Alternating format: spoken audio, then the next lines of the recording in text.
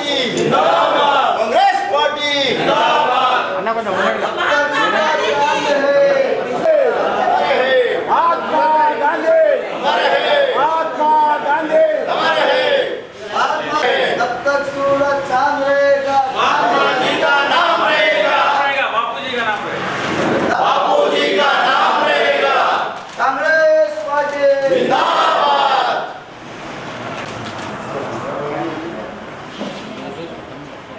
आवाज दो राहुल गांधी जिंदाबाद, राहुल गांधी जिंदाबाद।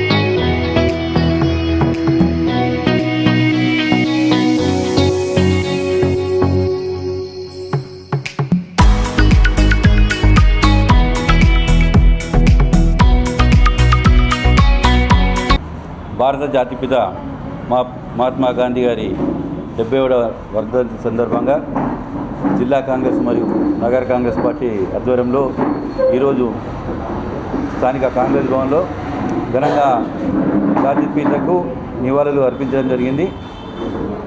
ఇటు నుంచి ఆయన విగ్రహమైన గాంధీ చౌక్ కూడా వెళ్ళి అక్కడ కూడా ఆయనకు ఘనంగా నివాళులు అర్పించడం జరుగుతుంది.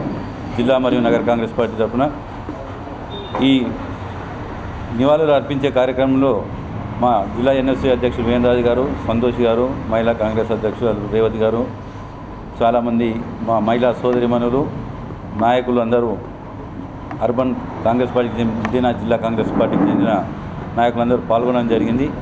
వీరందరికీ స్వాగతిస్తూ మహాత్మా గాంధీ గారి ఆశయాలను ముందుకు తీసుకెళ్లాల్సిందిగా ప్రతి కాంగ్రెస్ పార్టీ కార్యకర్తకు నేను కోరడం జరుగుతుంది.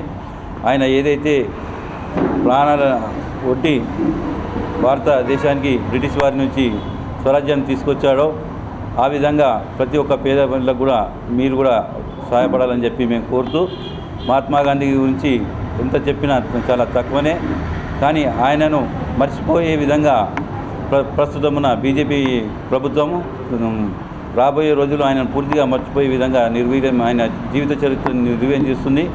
ఆ రోజు ఆర్ఎస్ఎస్ భావజావాలలో ఉన్న ఒక గాడ్సే అనే వ్యక్తి మహాత్మా గాంధీ గారిని చంపడం జరిగింది. అదే ఆర్ఎస్ఎస్ భావాలు ఉన్న ఈరోజు బీజేపీ ప్రభుత్వం కూడా మహాత్మా గాంధీ గారి గురించి కానీ, స్వాతంత్ర సమరయోధులైన నెహ్రూ గారి గురించి కానీ పూర్తిగా పాఠ్యాంశాల నుంచి తీసివేయడం జరుగుతుంది. దీన్ని మేము ఖండిస్తూ మరొక్కసారి పూజ్య బాపూజీ గారికి నివాళులు అర్పిస్తూ వారి ఆత్మకు శాంతి కలగాలని చెప్తూ, బీజేపీ ఏదైతే చేస్తుందో దీన్ని ప్రతి ఒక్క కాంగ్రెస్ పార్టీ కార్యకర్త అడ్డుకుంటారని చెప్తూ, రాబోయే రోజుల్లో కూడా ప్రతి ఒక్క విద్యార్థికి బాపూజీ గారి గురించి కానీ, నెహ్రూ గారి గురించి కానీ, స్వాతంత్ర సమరయోధుల గురించి పూర్తి పాఠ్యాంశాలు అన్ని సిలబస్లో వారికి ఏర్పాటు చేసే విధంగా మేము కాంగ్రెస్ డిమాండ్ చేస్తుంది.